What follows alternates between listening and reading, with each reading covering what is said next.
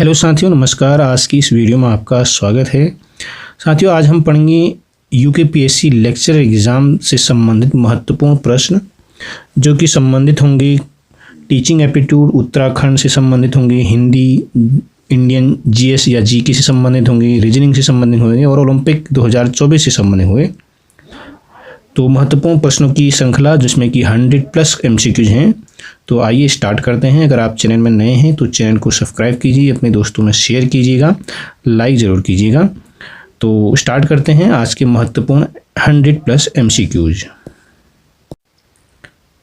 सबसे पहले हम शुरू करेंगे शिक्षण अभिरुचि से संबंधित कुछ महत्वपूर्ण MCQs। पहला क्वेश्चन है, प्रभावी शिक्षण के लिए सबसे महत्वपूर्ण तत्व कौन सा है? शिक्षक की उपाधि, शिक्षण विधियां, पाठ्यक्रम या छात्रों की संख्या? तो याद रखिएगा साथियों, प्रभावी शिक्षण के लिए सबसे महत्वपूर्ण होता है शिक्षण विधियां। दूसरा क्वेश्चन है, शिक्षण का मुख्य उद्देश्य क्या होना चाहिए? परीक्षा में अच्छे अंक दिलाना, छात्रों का सर्वांगीण विकास करना, अधिक गृह कार्य देना या केवल विषय की जानकारी देना? तो छात्रों का सर्वांगीण विकास करना जो है शिक्षण का मुख्य उद्देश्य होना चाहिए। प्रभावी शिक्षण की पहचान क्या होती है? कठोर अनुशासन, केवल लेक्चर देना, छात्रों को प्रेरित करना और संलग्न करना या अधिक गृह कार्य देना? तो छात्रों को प्रेरित करना और संलग्न करना यानी कि प्रभावी शिक्षण की पहचान होती है। नेक्स्ट क्वेश्चन है, कौन सा शिक्षण सिद्धांत अज्ञात से ज्ञात की ओर जाने की सलाह देता है? तो याद रखिएगा, जो आपका अनुकरण सिद्धांत या प्रेरणा सिद्धांत या संरचनावादी सिद्धांत या बाल केंद्रित सिद्धांत? तो कौन सा शिक्षण सिद्धांत अज्ञात से ज्ञात की ओर ले जाता है? तो बाल केंद्रित जो सिद्धांत होता है वो अज्ञात से ज्ञात की ओर ले जाने की सलाह देता है। नेक्स्ट क्वेश्चन है, कौन सी शिक्षण विधि बाल केंद्रित मानी जाती है? व्याख्यान विधि, संवादात्मक विधि, कक्षा परीक्षा विधि या पाठ्य पुस्तक विधि? तो याद रखिएगा, संवादात्मक जो विधि होती है वो बाल केंद्रित मानी जाती है। नेक्स्ट क्वेश्चन है, शिक्षण की प्रक्रिया में मूल्यांकन का मुख्य उद्देश्य क्या होता है? छात्रों को असफल करना, शिक्षण प्रक्रिया की प्रभावशीलता को परखना, छात्रों को अनुशासित करना या केवल अंक प्रदान करना? तो इसका आंसर रहेगा दोस्तों, याद रखिएगा, शिक्षण प्रक्रिया में मूल्यांकन का जो मुख्य उद्देश्य होता है वो होता है शिक्षण प्रक्रिया की प्रभावशीलता को परखना। नेक्स्ट क्वेश्चन है, शिक्षण के दौरान ब्लैक बोर्ड का मुख्य उपयोग जो होता है किसके लिए किया जाता है? छात्रों का ध्यान आकर्षित करने के लिए किया जाता है या फिर पाठ्य पुस्तकों के स्थान पर ब्लैक बोर्ड का उपयोग किया जाता है या शिक्षण को स्पष्ट और रोचक बनाने के लिए इसका उपयोग किया जाता है या नोट्स लिखने के लिए? तो याद रखिएगा, शिक्षण को स्पष्ट और रोचक बनाने के लिए जो होता है ब्लैक बोर्ड का उपयोग होता है। नेक्स्ट है, कौन सा सिद्धांत शिक्षण सिद्धांत परीक्षण एवं त्रुटि पद्धति पर आधारित है? तो कौन सा सिद्धांत है? पावलोव का शास्त्रीय अनुबंध सिद्धांत, थॉर्नडाइक का सीखने का अनुबंध सिद्धांत, सीखने का नियम या स्किनर का क्रियात्मक अनुबंध या वाइगोत्स्की का सामाजिक अधिगम? तो याद रखिएगा, थॉर्नडाइक का जो नियम होता है, सीखने का नियम, ये जो होता है परीक्षण और त्रुटि के सिद्धांत पर आधारित है। नेक्स्ट है, निम्नलिखित में से कौन सी शिक्षण विधि पारंपरिक नहीं मानी जाती है? परियोजना विधि, व्याख्यान विधि, अनुकरण विधि या प्रश्नोत्तर विधि? तो कौन सी विधि जो है पारंपरिक नहीं मानी जाती है? तो याद रखिएगा, परियोजना विधि जो है पारंपरिक नहीं होती है, बाकी अन्य जो 3 हैं वो क्या होती हैं? पारंपरिक मानी जाती हैं। नेक्स्ट है, मॉन्टेसरी विधि मुख्य रूप से किस पर आधारित है? अनुशासन पर, स्वाभाविक अधिगम पर, सख्त नियमों पर या व्याख्यान पद्धति पर? तो किस पर आधारित होती है? ये होती है स्वाभाविक नियम अधिगम पर जो है आधारित होती है मॉन्टेसरी विधि। साथियों, अब आपके पास है उत्तराखंड सामान्य ज्ञान से संबंधित महत्वपूर्ण MCQ। पहला क्वेश्चन है, उत्तराखंड का राज्य पशु कौन सा है? तो याद रखिएगा, उत्तराखंड का जो राज्य पशु है वो क्या है? कस्तूरी मृग है। नेक्स्ट है, उत्तराखंड में कौन सा राष्ट्रीय उद्यान स्थित नहीं है? कार्बेट राष्ट्रीय उद्यान, राजाजी राष्ट्रीय उद्यान, नंदा देवी राष्ट्रीय उद्यान या कान्हा राष्ट्रीय उद्यान? तो कान्हा जो है उत्तराखंड में नहीं है, बाकी जो है उत्तराखंड में है। कान्हा राष्ट्रीय उद्यान कहाँ है? मध्य प्रदेश में है। नेक्स्ट है, उत्तराखंड का सबसे बड़ा जिला कौन सा है? उत्तरकाशी, पिथौरागढ़, हरिद्वार, देहरादून? याद रखिएगा, जो उत्तरकाशी है सबसे बड़ा जिला है। नेक्स्ट, उत्तराखंड राज्य का निर्माण किस वर्ष हुआ? तो सिंपल सा क्वेश्चन है, याद रखिएगा, सन 2000 में इसका निर्माण हुआ था। बद्रीनाथ मंदिर किस जिले में स्थित है? तो किस जिले में स्थित है? याद रखिएगा, ये है आपका कौन से? चमोली जिले में स्थित है। कहाँ स्थित है ये? चमोली जिले में। नेक्स्ट है उत्तराखंड के पहले मुख्यमंत्री कौन थे? बीसी खंडूरी, हरीश रावत, नित्यानंद स्वामी या त्रिवेंद्र सिंह रावत? तो पहले जो मुख्यमंत्री थे वो कौन थे? नित्यानंद स्वामी थे। और अगर हम निर्वाचित बात करें तो वो नरेंद्र तिवारी थे। नेक्स्ट है फूलों की घाटी राष्ट्रीय उद्यान किस जिले में स्थित है? तो याद रखिएगा ये भी कहाँ है? चमोली जिले में स्थित है। उत्तराखंड का कौन सा स्थान तपोवन के लिए प्रसिद्ध है? तो तपोवन के लिए कौन सा प्रसिद्ध है? ऋषिकेश, हरिद्वार, बद्रीनाथ या फिर नैनीताल? तो याद रखिएगा तपोवन जो है कहाँ स्थित है? ये ऋषिकेश में स्थित है। नेक्स्ट है आपका कुलिंद वंश का सबसे शक्तिशाली शासक कौन था? तो याद रखिएगा कुलिंद वंश का जो सबसे शक्तिशाली था वो था अमोघभूति। नेक्स्ट है गिरिराज चूड़ामणि की उपाधि से विभूषित शासक कौन थे? चंद शासक थे, कार्तिकेयपुर यानी कि कत्यूरी राजवंश के शासक थे, या कुलिंद वंश के थे, या परमार वंश के थे? याद रखिएगा ये थे आपके कार्तिकेयपुर कत्यूरी राजवंश के। नेक्स्ट क्वेश्चन है तैमूर लंग ने हरिद्वार पर आक्रमण कब किया? 1398 में, 1399 में, 1400 में या फिर 1401 में? 1399 में जो है तैमूर लंग ने हरिद्वार पर आक्रमण किया, याद रखिएगा। नेक्स्ट क्वेश्चन है किस मुगल शासक ने सैनिकों द्वारा गढ़वाल पर आक्रमण के दौरान महारानी कर्णावती ने उन्हें पकड़वा कर उनकी नाक कटवा दी? हुमायूं के समय, अकबर के समय, बाबर के समय या फिर शाहजहां के समय?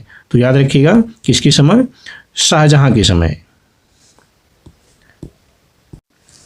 नेक्स्ट क्वेश्चन है कुमाऊं के किस शासक ने अल्मोड़ा नगर की स्थापना की? रुद्रचंद ने, बाज बहादुर चंद ने, कल्याण चंद ने या फिर लक्ष्मी चंद ने? तो कल्याण चंद ने जो है अल्मोड़ा नगर की स्थापना की।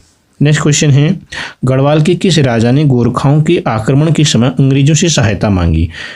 प्रथम शाह ने, फतेह शाह ने, सुदर्शन शाह ने या नरेंद्र शाह ने? तो किसने मांगी थी? याद रखिएगा सुदर्शन शाह ने जो है सहायता मांगी थी, याद रखिएगा। नेक्स्ट क्वेश्चन है कुमाऊं में चंद वंश की स्थापना किसने की? सोमचंद ने की, भीष्मचंद ने की या त्रिलोकचंद ने की या उदयचंद ने की? तो याद रखिएगा सोमचंद ने जो थे चंद वंश की स्थापना की। नेक्स्ट क्वेश्चन है कत्यूरी वंश की राजधानी कौन सी थी? अल्मोड़ा, चंपावत, जोशीमठ या कार्तिकेयपुर, जिससे हम बोलते हैं बैजनाथ भी बोलते हैं उस एरिया को। तो कत्यूरी वंश की जो राजधानी थी वो कहाँ थी? कार्तिकेयपुर यानी कि बैजनाथ। ठीक है, याद रखिएगा। नेक्स्ट क्वेश्चन है कुमाऊं में किस वर्ष कुमाऊं क्षेत्र ब्रिटिश शासन के अधीन आया था? 1814 में, 15 में, 16 में या फिर 17 में? तो 1815 में जो है कुमाऊं जो था ब्रिटिश शासन के अधीन आया।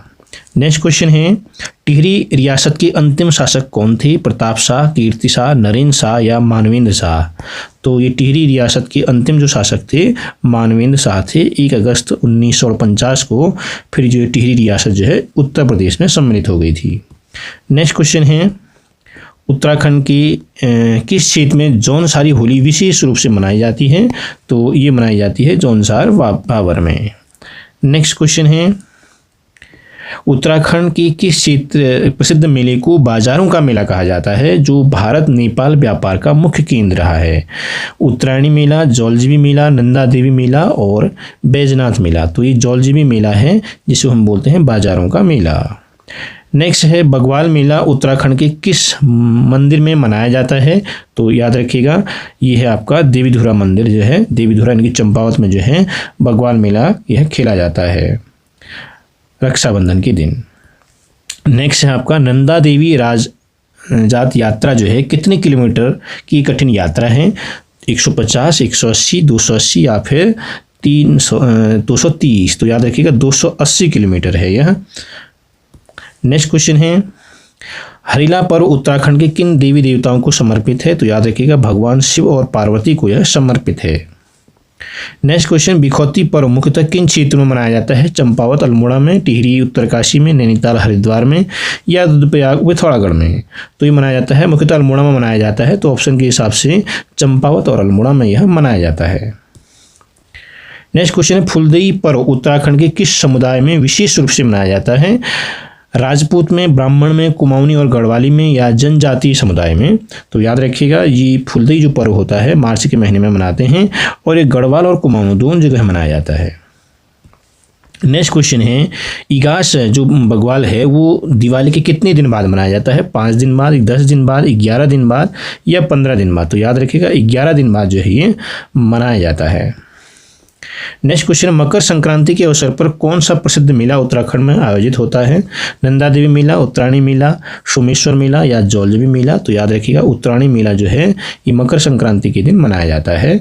खासकर यह बागेश्वर में सरयू नदी के तट पर मनाया जाता है उत्तरायणी मेला। नेक्स्ट हम पढ़ते हैं हिंदी से संबंधित MCQs। तो हिंदी का पहला क्वेश्चन है पर्यायवाची शब्द से संबंधित है। नभ का पर्यायवाची शब्द क्या होगा? जल, आकाश, पृथ्वी, वायु। तो नभ का पर्यायवाची होता है आकाश। विद्यार्थी शब्द में कौन सा उपसर्ग लगा हुआ है? विद्या, विद्यार्थी यानी विद्या धनार्थी की विद्या लगा हुआ है। नेक्स्ट क्वेश्चन है अविनाशी शब्द में कौन सा प्रत्यय जुड़ा हुआ है? तो अविनाशी यानी कि नाशी प्रत्यय लगा हुआ है, प्रत्यय पीछे लगता है, उपसर्ग आगे लगता है। सोना का विलोम शब्द क्या होगा? जागरण हो जाएगा। नेक्स्ट क्वेश्चन है सूर्य का पर्यायवाची शब्द कौन सा है? तो सूर्य का पर्यायवाची क्या हो जाएगा आपका? दिनकर हो जाएगा। नेक्स्ट है जल का पर्यायवाची क्या हो जाएगा? वही अनल, नीर, प्रभाकर। तो नीर जो होगा इसका पर्यायवाची हो जाएगा किसका? जल का। गाय का पर्यायवाची शब्द क्या होगा? कामधेनु, सिंह, अश्व, मकर। तो कामधेनु इसका क्या हो जाएगा? पर्यायवाची हो जाएगा गाय का। गाय का धेनु भी होता है, सुरभि भी होता है और धवली भी होता है, याद रखिएगा। और जल की बात करें तो जल का वारी भी होता है, तोय होता है, सलिल होता है, नीर भी होता है। और अभी हमने बात की पृथ्वी की, तो पृथ्वी को हम बोलते हैं सूर्य का जो पर्यायवाची शब्द है वो क्या क्या होते हैं? भास्कर है, दिनकर है, रवि है, अर्क भी होता है, याद रखिएगा। सूर्य का जो पर्यायवाची होता है वो अर्क भी होता है। नेक्स्ट है आपका पृथ्वी का। पृथ्वी का जो पर्यायवाची है वो था आपका क्या? वसुंधरा है, मही भी होता है, भू भी होता है, धरती भी होता है और क्षिति भी होता है।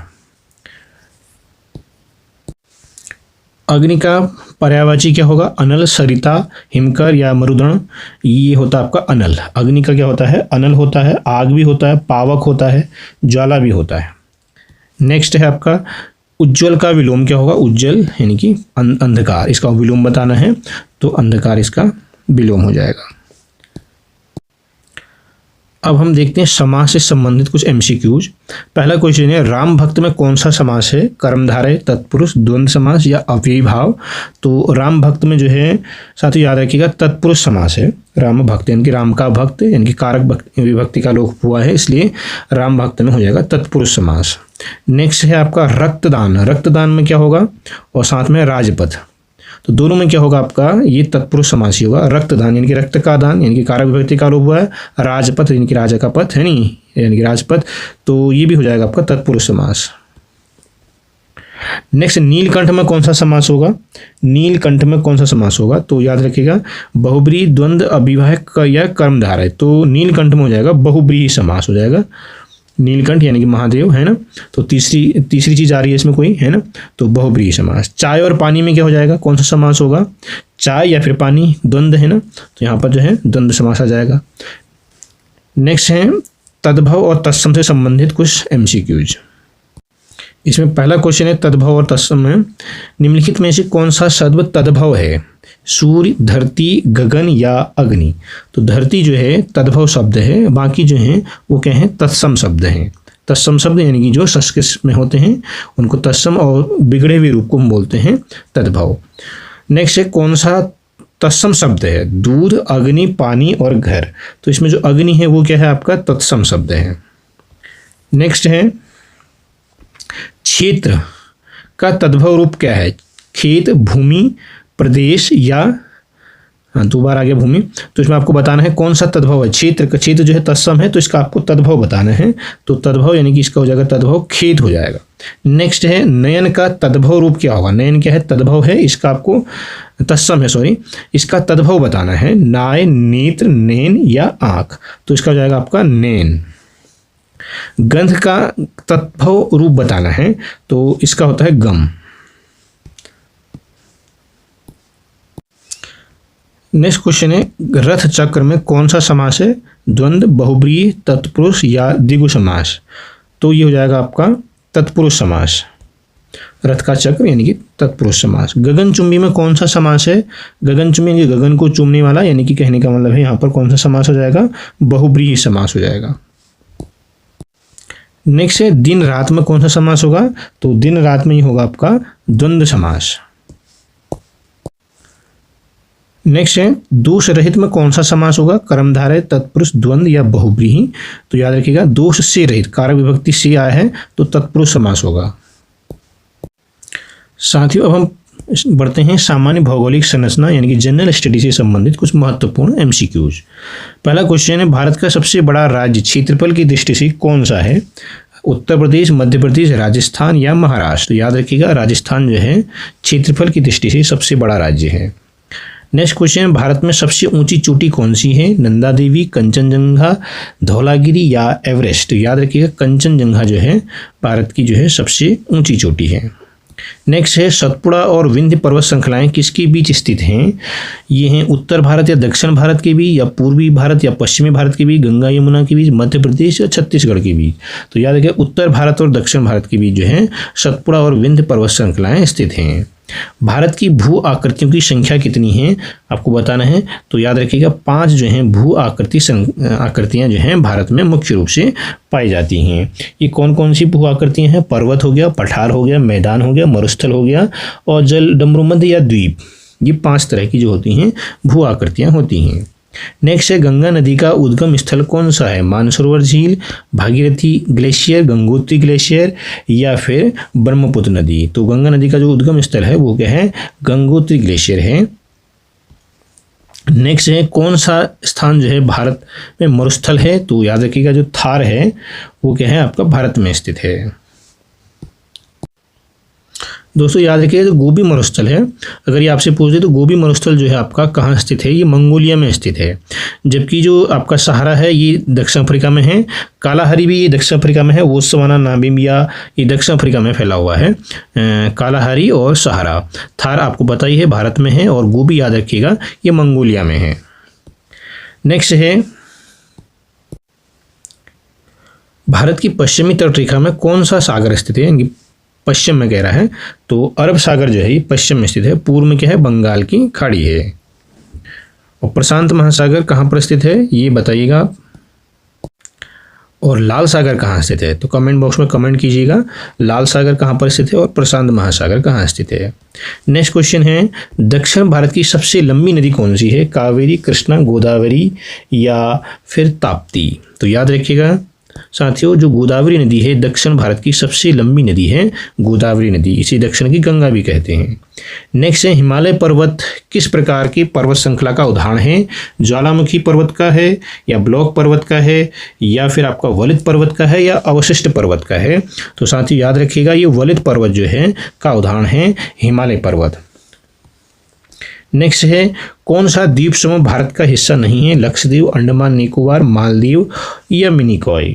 तो मालदीव जो है ये आपका हिस्सा नहीं है भारतीय द्वीप समूह का, बाकी लक्षद्वीप हो गया, अंडमान हो गया, मिनिकॉय हो गया, ये जो हैं भारतीय द्वीप समूह के हिस्से हैं। साथ ही याद रखिएगा अंडमान और निकोबार के बीच जो है एक चैनल है उसको बोलते हैं 10 डिग्री चैनल, जबकि लक्षद्वीप और मिनिकॉय के बीच जो चैनल है उसको हम बोलते हैं 9 डिग्री चैनल। साथियों अब हम पढ़ते हैं इंडियन पॉलिटी से संबंधित कुछ महत्वपूर्ण एमसीक्यूज। पहला क्वेश्चन है भारतीय संविधान का किस भाग में जो है नागरिकों के मूल अधिकारों फंडामेंटल राइट्स का उल्लेख किया गया है, भाग 2 में, 3 में, 4 में या 5 में। तो याद रखिएगा भाग 3 में जो है फंडामेंटल राइट्स का उल्लेख किया गया है।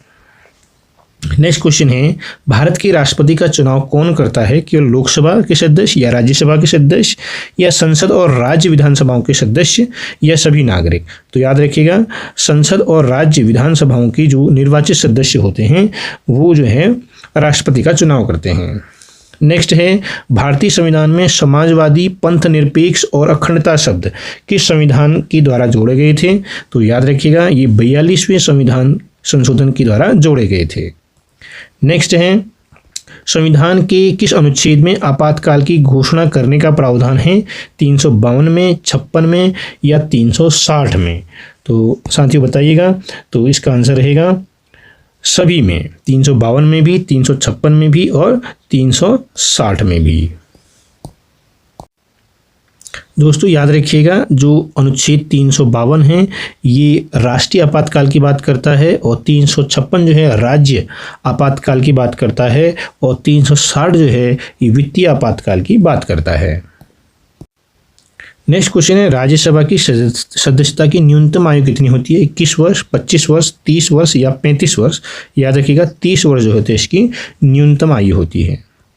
नेक्स्ट है, संविधान का कौन सा अनुच्छेद संसद को हिंदी को आधिकारिक भाषा बनाने की शक्ति प्रदान करता है?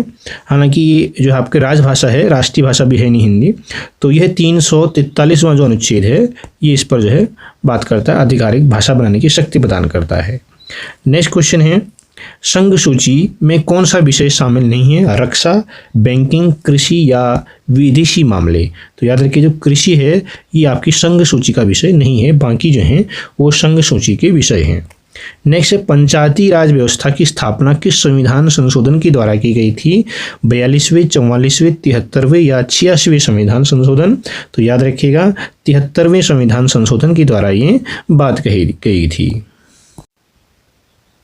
साथियों 42वां संविधान संशोधन याद रखिएगा 1976 में आया था। इसमें संविधान में जो है समाजवादी, धर्मनिरपेक्ष, मौलिक कर्तव्य वगैरह जोड़े गए थे। इसको मिनी संविधान भी बोलते हैं। 44वां संविधान जो था संशोधन ये 1978 में आया था। इसमें जो है आपातकालीन जो शक्ति हैं उनको सीमित किया गया, संपत्ति के अधिकार को भी हटाया गया, मौलिक अधिकारों की सुरक्षा भी इसमें बढ़ाई गई थी। जबकि जो 86वां संविधान संशोधन था वो 2002 में आया था अटल बिहारी वाजपेयी की सरकार के समय। इसमें 6 से 14 वर्ष तक के बच्चों को मुफ्त शिक्षा जो है मौलिक अधिकार इसमें बना दिया गया था। तो 86वां संविधान संशोधन जो है याद रखिएगा, इसमें जो है 21 अनुच्छेद 21A जोड़ा गया था साथ में। 21A 6 से 14 वर्ष तक के बच्चों के लिए मुफ्त और अनिवार्य शिक्षा का इसमें प्रावधान है। और साथ ही अनुच्छेद 45 में भी इसके द्वारा संशोधन किया गया था। पूर्व प्राथमिक शिक्षा को, अर्ली चाइल्ड केयर एजुकेशन को भी इसमें बढ़ावा दिया गया। तो ये याद रखिएगा संविधान संशोधन से संबंधित MCQs। साथ ही ये भी याद रखिएगा जो संविधान संशोधन की जो प्रक्रिया है वो किस में अपनाई गई है, कौन से आर्टिकल में है? ये है 368 वहाँ जो अनुच्छेद होता है उसमें जो है संविधान संशोधन की प्रक्रिया को अपनाया गया है।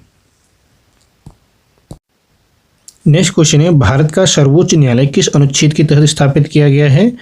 124, 214, 226 या 356? तो याद रखिएगा अनुच्छेद 124 के तहत जो है सुप्रीम कोर्ट की स्थापना की गई है। साथियों हम पढ़ते हैं रीजनिंग से संबंधित महत्वपूर्ण MCQs। पहला क्वेश्चन है, यदि एप्पल को ELPPA के रूप में लिखा जाता है तो ORANG ऑरेंज को कैसे लिखा जाएगा? तो इसका नंबर याद रखिएगा। तो एप्पल में A 1 नंबर में आता है, और ये आता है आपका 16 नंबर में, P 16 नंबर में हो गया, L हो गया आपका 12 नंबर में, E हो गया आपका 5वें नंबर में। यहाँ देखते हैं आपका E 5वें नंबर में है, ये आपका हो गया L 12 नंबर में है, ये 16, 16 और E हो गया आपका 1 नंबर में। तो यानी कि 1, 1, 16, 16, 12, 5 ऐसे लिखा हुआ है, और यहाँ इसको ऐसे लिख दिया, यानी कि तो वही आपको ऑरेंज में भी करना है। तो यानी कि इसको आपका कर देंगे, पूरा पलट देंगे तो ऑप्शन हो जाएगा आपका EGNARO, यानी कि कौन सा हो जाएगा? Option number A। निम्न आकृति में से कौन सी आकृति अन्य तीनों से भिन्न है? वर्ग, वृत्त, त्रिभुज या घन? तो याद रखिएगा घन जो होगा, क्यूब जो होगा वो अन्य से भिन्न है, क्योंकि वर्ग, वृत्त, त्रिभुज ये 2D आकृति है, घन जो है 3D आकृति है। नेक्स्ट है, यदि घड़ी के डायल को दर्पण पर देखा जाए और समय 3:15 हो तो दर्पण में समय क्या होगा? तो दर्पण प्रतिबिंब बताना है आपको, तो क्या होगा दर्पण प्रतिबिंब? तो इस तरह के क्वेश्चन को करने के लिए आप क्या करेंगे, 12 बजे यानी कि 11:60 में से आप 3:15 को कम कर देंगे, तो कितना जाएगा? ये 45 हो जाएगा, और ये 8 हो जाएगा, यानी कि 8:45 जो है दर्पण में दिखाएगा।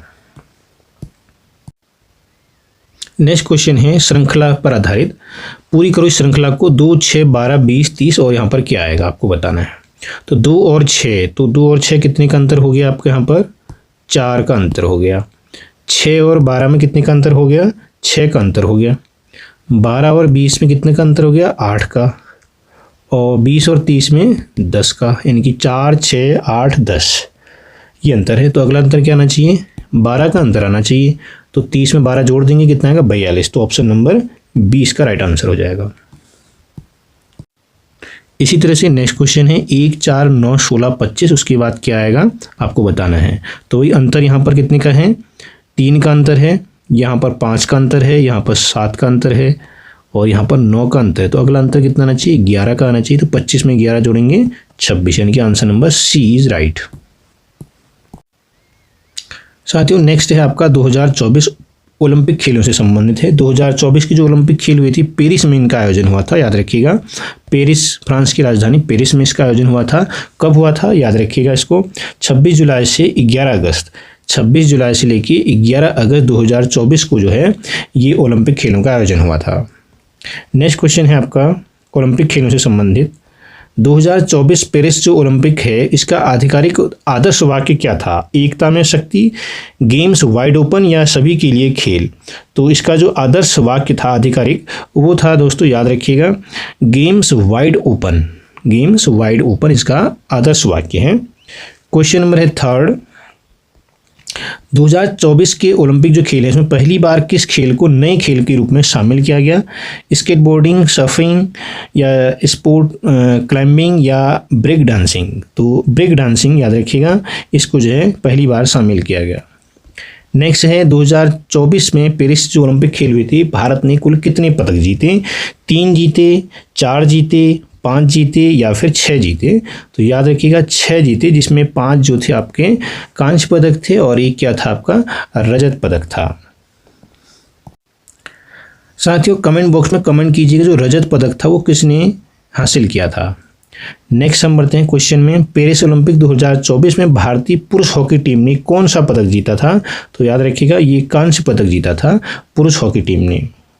नेक्स्ट है 2024 ओलंपिक में पदक जीतने वाली पहली भारतीय महिला शूटर कौन सी बनी थी, अंजलि भागवत, पूर्वी चंदेला, मनु भाकर या तेजस्विनी सावंत। तो याद रखिएगा मनु भाकर जो है ये पहली जो है महिला शूटर बनी थी।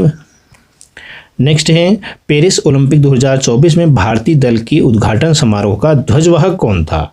ठीक है, तो याद रखिएगा पीवी संधू या नीरज चोपड़ा या शरद कमल या मनु भाकर। तो याद रखिएगा इसमें है पीवी संधू भी है आपका और शरद कमल, दोनों जो हैं इसमें हैं उद्घाटन समारोह में, ये दोनों जो थे ध्वजवाहक थे। नेक्स्ट है आपका 2024 पेरिस ओलंपिक का जो शुभंकर है वो क्या था, शुभंकर क्या था। तो फ्रिज था, विंसेंट था, लियोन था, ओलिव था। तो याद रखिएगा फ्रिज जो था ये वो शुभंकर था। नेक्स्ट है ओलंपिक जो खेल थे 2024 में पेरिस में किस देश ने सर्वाधिक स्वर्ण पदक जीते थे। तो याद रखिएगा संयुक्त राज्य अमेरिका ने, यूएसए ने जो थे सबसे ज़्यादा स्वर्ण पदक जीते थे। नेक्स्ट है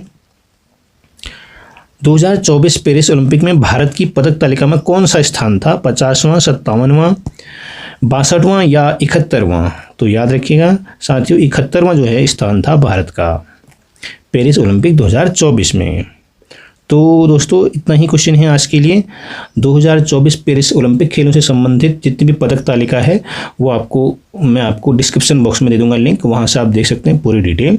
तो आज की वीडियो में इतना ही। वीडियो कैसी लगी ज़रूर बताइएगा, अपने दोस्तों में शेयर कीजिएगा, चैनल को सब्सक्राइब करना न भूलिएगा। मिलते हैं एक नेक्स्ट वीडियो में, तब तक के लिए bye bye, thank you very much.